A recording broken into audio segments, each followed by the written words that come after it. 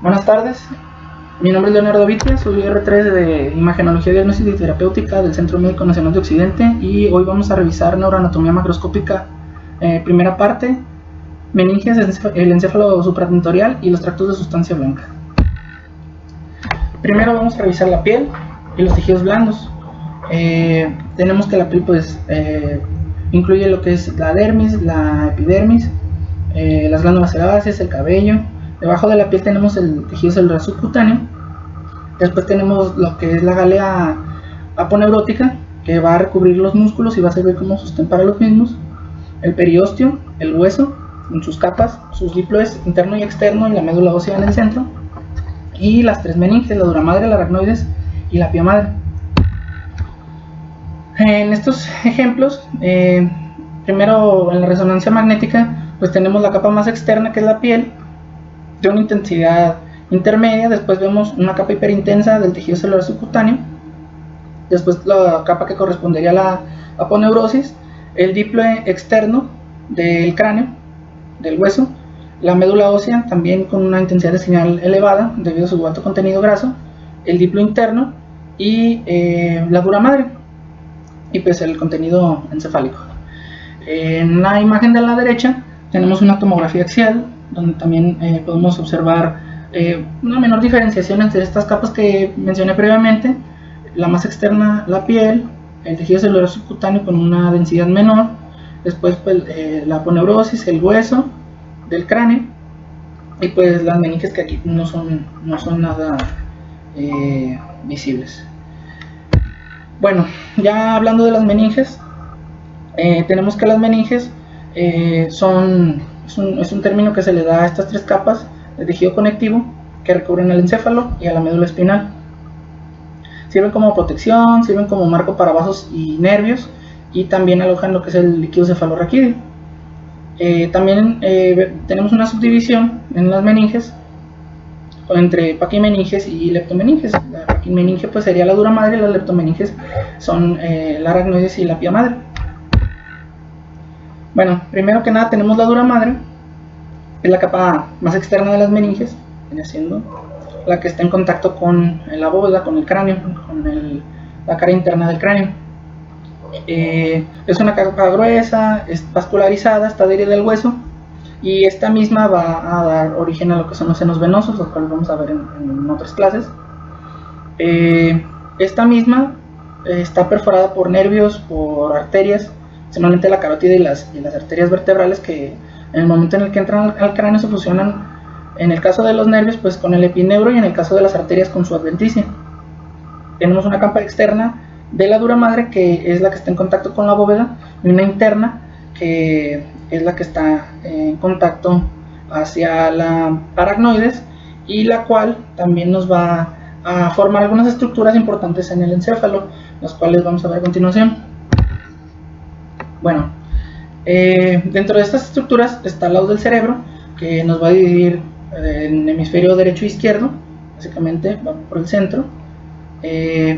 Tenemos también el tentorio del cerebelo, que también pues, es un tabique formado por la dura madre y que va a separar la fosa cerebral de la cerebelosa. Sirve de soporte para los lóbulos occipitales y está en contacto con la cara superior del cerebelo mismo. Lados del cerebelo pues también va a dividir el cerebelo en dos hemisferios, derecho e izquierdo, y la otra estructura que forma la dura madre, que es importante también, pues es el diafragma de la silla turca, que nos va a separar su contenido, o sea la hipófisis del contenido del cerebro, básicamente. Bueno, otro dato importante es que la dura madre, tras la administración de medio contraste, en este ejemplo de una resonancia magnética en T1 con gadolinio, pues vemos un realce fisiológico de la misma, lo cual es importante porque en algunas patologías se puede observar pues un realce paquimeningio de la dura madre como tal, el cual no debe de exceder los 2 milímetros de grosor, y pues básicamente eso es la dura madre. Bueno, después de la dura madre tenemos la aracnoides. La aracnoides pues sería la capa intermedia de las meninges. Es transparente también, está entre dura madre y pía madre, Esta va a seguir el cerebro hacia los surcos, pero no se va a imaginar en ellos. Sigue todo el contorno y va a incluir el espacio subaracnoideo, el cual va a estar repleto de líquido cefalorraquídeo, y en el cual pues existen algunas zonas amplias que nosotros conocemos como cisternas y que están en diferentes partes del encéfalo, ¿no? Bueno, en esta imagen de resonancia magnética en T2 vemos el ejemplo del líquido cefalorraquídeo que discurre por todo el espacio subaracnoideo. Lo vemos hiperintenso, y también algunas de las cisternas que están alrededor del tallo. En este caso tenemos el céfalo y el puente, y cercano al quiasma óptico. Bueno, en este espacio también vamos a encontrar las granulaciones aracnoideas o de Pacchioni. Estas granulaciones son prolongaciones del espacio subaracnoideo hacia senos venosos principalmente, las cuales van a permitir el drenaje del líquido cefalorraquídeo también hacia la circulación venosa. Estas tienen un tamaño variable, pueden alcanzar hasta los 2 centímetros y son variantes completamente normales. No se debe de confundir con patología. En este caso presentó una resonancia magnética en adquisición axial, donde vemos estas granulaciones proyectadas hacia el hueso occipital, y que pues básicamente contienen líquido cefalorraquídeo.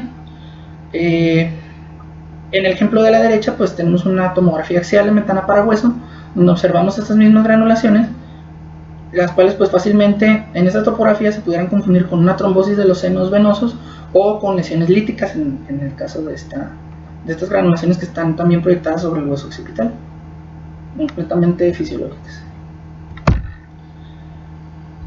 Bueno, la pía madre pues es la capa más externa de las meninges.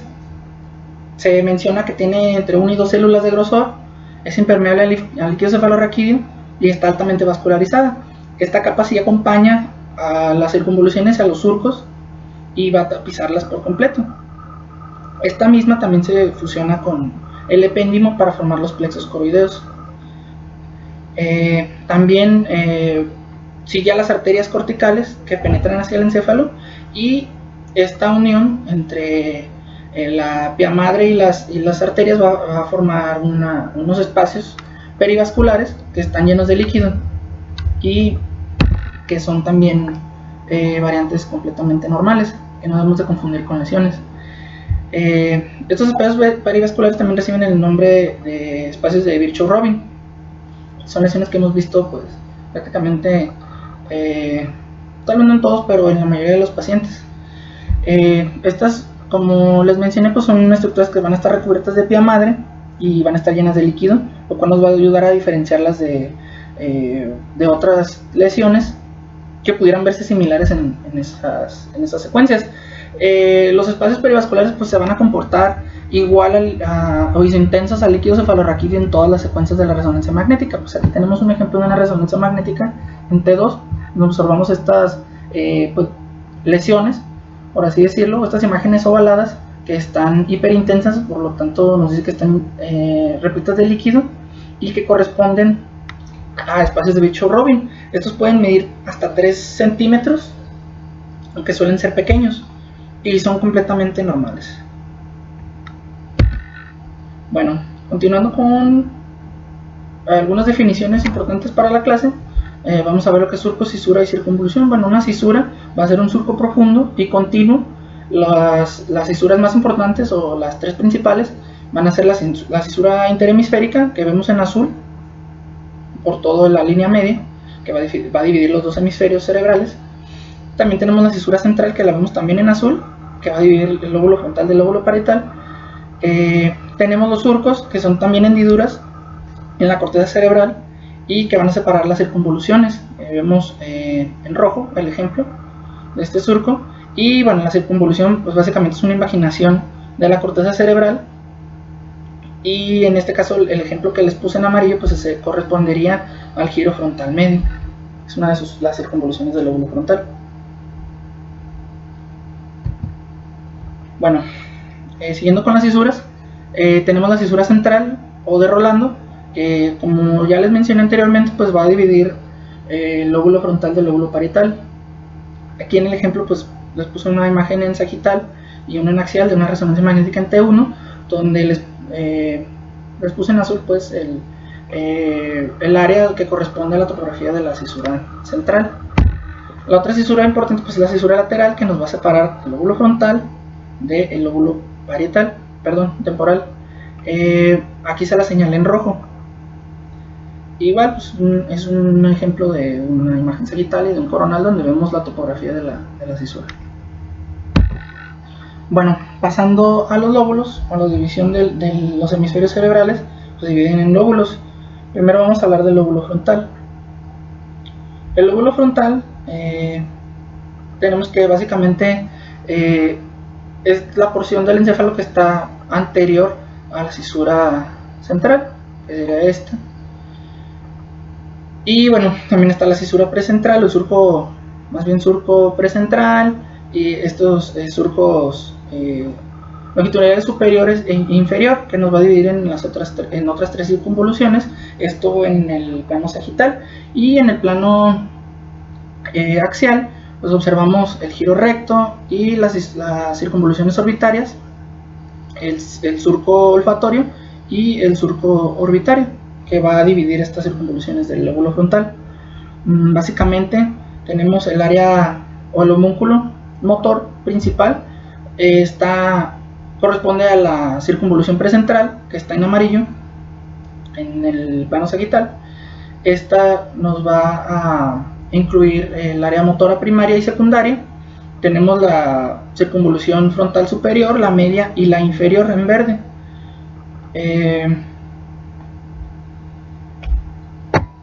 Bueno, siguiendo con el lóbulo frontal, puse estas imágenes de resonancia magnética en T1. Prácticamente todos los ejemplos están en T1, donde observamos lo que correspondería al lóbulo frontal en la vista coronal, en la vista sagital, todo lo que está anterior al surco, más bien a la cisura central, y en el axial de la misma forma. Esto ya correspondería al lóbulo parietal y hacia el frente el lóbulo frontal. Bueno, entrando a las áreas funcionales del cerebro, las áreas de Brodmann, como ya les mencioné, la circunvolución precentral está previa al surco, o más bien a la cisura central. Tenemos el área 4 y el área 6 de Brodmann. En el área 4, que es la que está más adyacente al surco, o a la cisura central, tenemos lo que es el homúnculo motor. Teóricamente son las áreas del cuerpo que controla de manera contralateral. Y bueno, el área 6 sería un área motora secundaria o premotora, que nos va a ayudar a almacenar pues actividad motora o memoria muscular.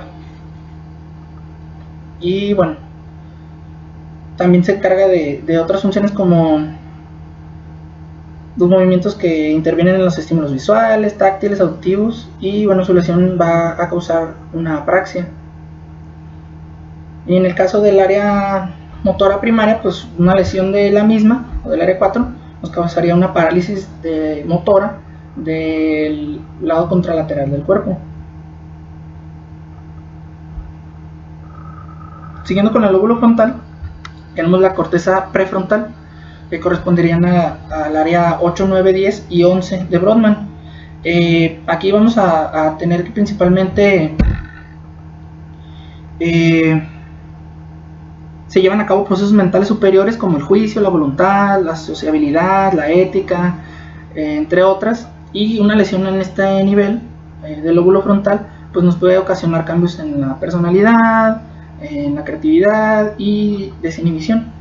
Es lo que coloquialmente conocemos como frontalización. Y bueno, aquí se lo señalé en este ejemplo,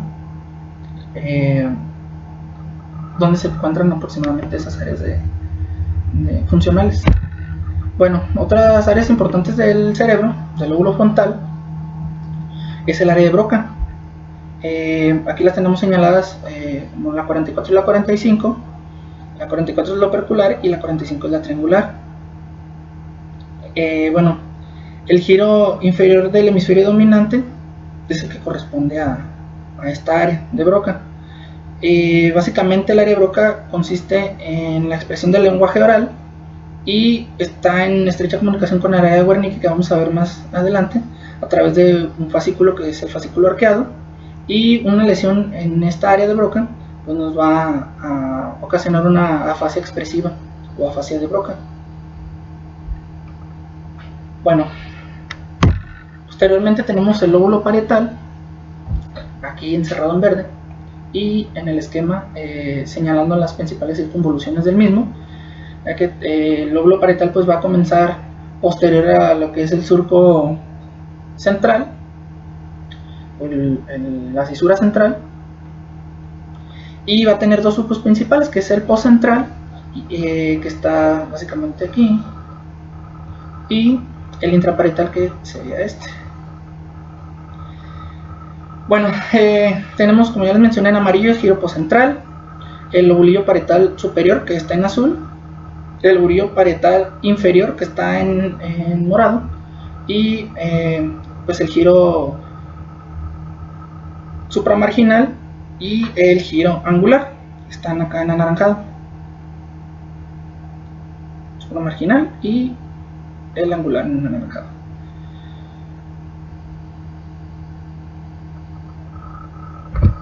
Bueno, aquí en el lóbulo parietal pues también se cuenta con un área homuncular, un homúnculo pero sensorial, debido a la función somatestésica del lóbulo parietal, la cual va a estar principalmente en el giro postcentral. Las áreas de Brodmann que corresponden a este van a ser la 3, la 1 y la 2. Y aquí vemos el esquema también, correspondiente a la sensibilidad de qué parte del cuerpo. Bueno, esta es considerada, como ya les mencioné, un área sensitiva primaria, y una lesión de la misma nos ocasionaría una pérdida de la sensibilidad de manera contralateral, al igual que con el área primaria motora. En este caso sería sensitivo. Bueno, también en el lóbulo parietal contamos con un área secundaria de la sensibilidad, que sería las 5 y 7, aquí señaladas. Están posteriores al giro postcentral, y estas pues trabajan en conjunto con el área primaria de la sensitiva para traducir o procesar los estímulos externos e integrarlos. Bueno, dentro del mismo lóbulo parietal tenemos un área sensitiva terciaria. Esta va a recibir e integrar diferentes modalidades sensitivas, va a reconocer objetos, va a ayudarnos a reconocer objetos con las manos, y una lesión en estas áreas nos ocasionará una agnosia táctil. Esto en el caso del área 40. En el giro angular, también ya lo vimos previamente, el giro angular sería 39. Hay una conexión entre los centros del lenguaje y de la corteza visual, y esta se va a relacionar con la lectura y la escritura.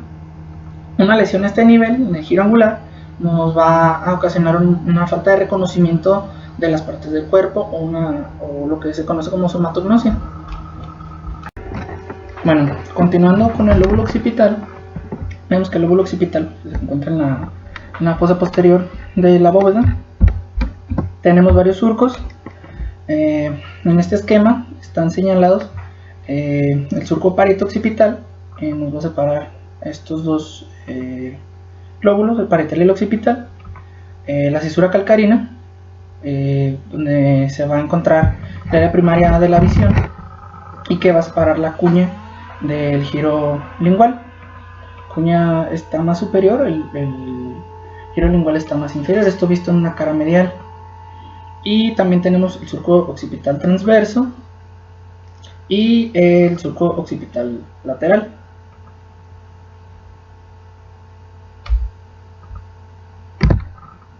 Bueno, en cuanto a las áreas funcionales, tenemos el área visual primaria, marcada con el número 17. Esta se va a encargar de la mitad derecha del campo visual, representada en la corteza visual del hemisferio contralateral y viceversa. Esta va a recibir y relacionar la información de ambos ojos, y una lesión a este nivel nos puede causar ceguera de una zona del campo visual. y tenemos sus áreas asociadas marcadas con 18 y 19, que van a rodear esta área visual primaria y van a relacionar la información del área primaria visual con experiencias visuales anteriores. Una lesión a este nivel nos causa la incapacidad para reconocer los rostros o la prosopagnosia. En el lóbulo temporal tenemos en la cara lateral principalmente dos surcos, el surco temporal superior e inferior. Estos surcos nos van a dividir en las circunvoluciones o los giros temporal superior, el medio y el inferior. Y en la cara medial tenemos el surco colateral, que va a separar el giro parahipocampal. Este sería el surco colateral, que nos separa la circunvolución que está en azul, corresponde al giro parahipocampal, y el occipito temporal medial, que sería el anaranjado. Y bueno, aquí vemos en verde la continuación del giro temporal inferior. Bueno, las áreas funcionales del lóbulo temporal corresponden principalmente estas dos áreas, el área auditiva primaria, el área 41 y 42. Esta pues va a recibir la información auditiva y van a detectar cambios de frecuencia en la localización del origen del sonido. Una lesión a este nivel nos puede ocasionar sensaciones auditivas erróneas, dificultad para localizar estímulos sonoros y la pérdida de la audición. Bueno, otras regiones importantes dentro del lóbulo temporal son el giro angular, que ya lo vimos previamente en el lóbulo parietal, marcado como el área 39 de Brodmann, el área de Wernicke, que vamos a ver más adelante, y las áreas de asociación temporo-occipital, y un área de asociación del sistema límbico que también veremos adelante. Como les había mencionado, aquí en el giro angular, marcado con el 39, contiguo o cercano al mismo, se encuentra el área de Wernicke, marcada con el área 22 de Brodmann. Esta se va a encargar de la comprensión del lenguaje y se comunica con el área de Broca a través del fascículo estriado. Una lesión a este nivel nos causa una afasia de Wernicke, lo cual nos va a ocasionar una dificultad para entender el lenguaje hablado. El lóbulo insular, o la ínsula, ocupa el suelo de la cisura lateral y está surcada por las ramas de la arteria cerebral media. Está rodeada también por el lóbulo frontal, el lóbulo parietal y el lóbulo temporal. Esta a su vez tiene algunas áreas importantes, como el surco circular, que rodea y limita a la ínsula, aquí en el ejemplo marcado con verde. Un surco central que nos va a dividir la ínsula en su porción anterior y posterior, marcado en amarillo. Y el limen, que sería el vértice de la ínsula hacia el borde inferior.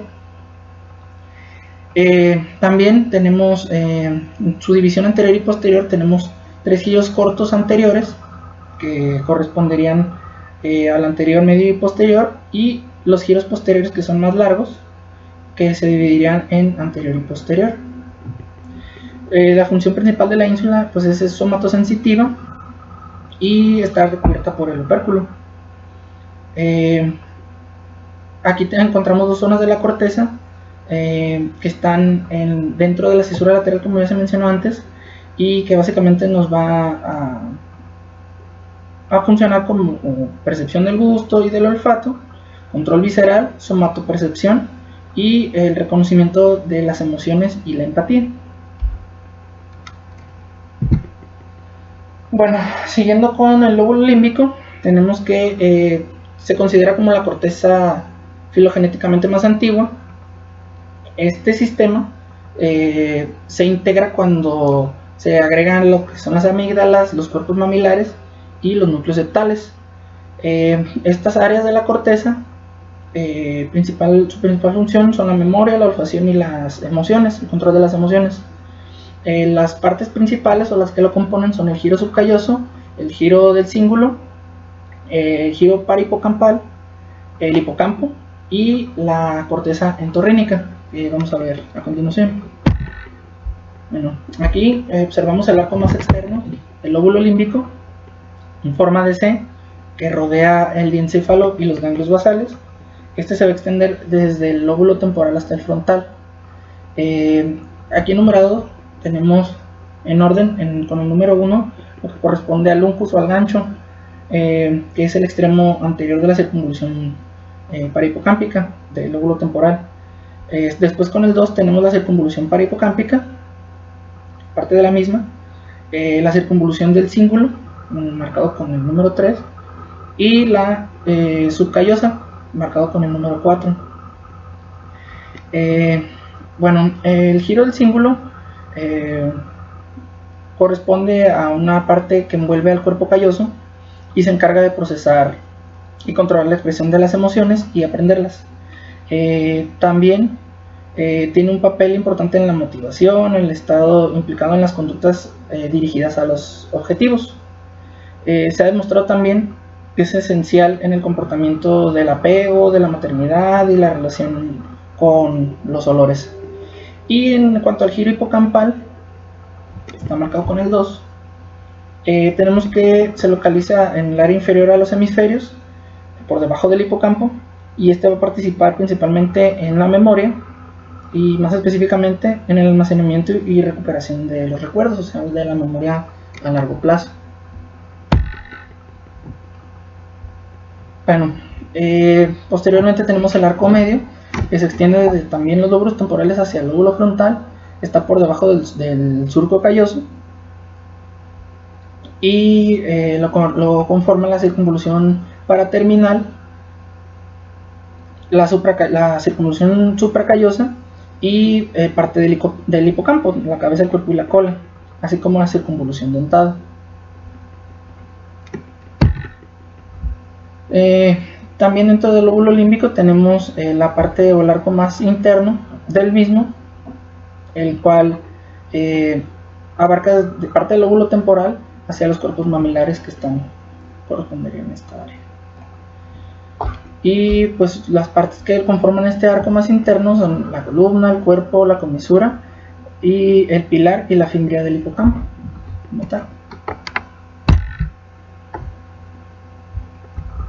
Siguiendo con las circunvoluciones del lóbulo límbico que forman parte del lóbulo límbico, el hipocampo, tenemos aquí encerrado en morado.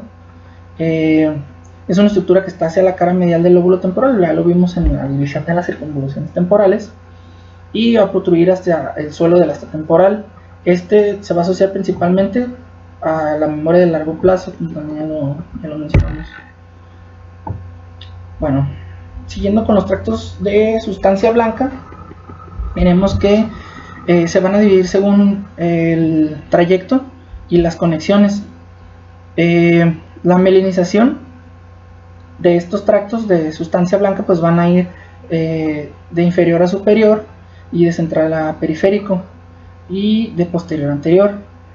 Las tres principales tipos de fibras que encontramos son las de asociación, las fibras de la comisura y las fibras de proyección. Estos pues van a mostrar una intensidad de señal variable dependiendo de la edad. En este caso en los ejemplos de resonancia magnética, y la intensidad de estas fibras va a aumentar conforme aumenta la edad, en proporción a la misma. Aquí pues observamos dos ejemplos de resonancias magnéticas en adquisición axial, un T1 a la izquierda y un T2 a la derecha, donde observamos la intensidad normal, por así decirlo, de los tractos de la sustancia blanca. En el T1, donde observamos una intensidad de señal mayor, en el T2 donde vemos una inversión de las intensidades de señal, una intensidad de señal menor en las fibras de la sustancia blanca, las cuales pues se van a modificar dependiendo de la edad del paciente, como ya les mencioné antes. Bueno, dentro de los tractos de sustancia blanca tenemos fibras cortas y tenemos fibras largas. Las fibras cortas son arqueadas o en forma de U. Estas van a unir las circunvoluciones que están adyacentes y que discurren y van a discurrir paralelas al eje largo de los surcos. Las fibras largas, por su parte, van a formar fascículos que van a conectar las circunvoluciones que están más distantes, que pudieran estar entre dos lóbulos diferentes. Bueno, los principales tractos de sustancia blanca son los que están enumerados aquí del 1 al 6. Principalmente, bueno, vamos a tener en el número 1 el fascículo fronto-occipital inferior, aquí en amarillo. Pues, como su nombre lo dice, son fibras que unen algunas áreas del lóbulo frontal con las del lóbulo occipital. En el número 2 tenemos el fascículo longitudinal inferior. En el número 3 tenemos el fascículo uncinado, acá. Número 4, el fascículo arcuato, un café. El número 5 es la porción horizontal del fascículo longitudinal superior, que está en color morado. Y el número 6 es la porción vertical de el fascículo longitudinal superior.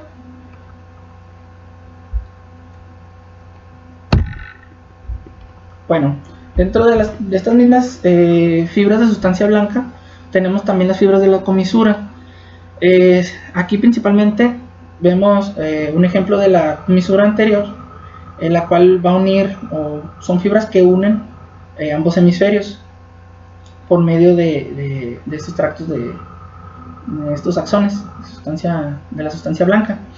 En este caso, en el ejemplo en coronal de la resonancia magnética en T2, vemos señalado con CC el cuerpo calloso, que básicamente son fibras que unen ambos hemisferios, y vemos señalada también la comisura anterior, que también son tractos de sustancia blanca que van a unir ambos hemisferios en el intercambio de información. Y acá vemos el ejemplo en axial, esta línea hiperintensa que observamos aquí que cruza entre ambos hemisferios, pues que corresponde a la comisura anterior.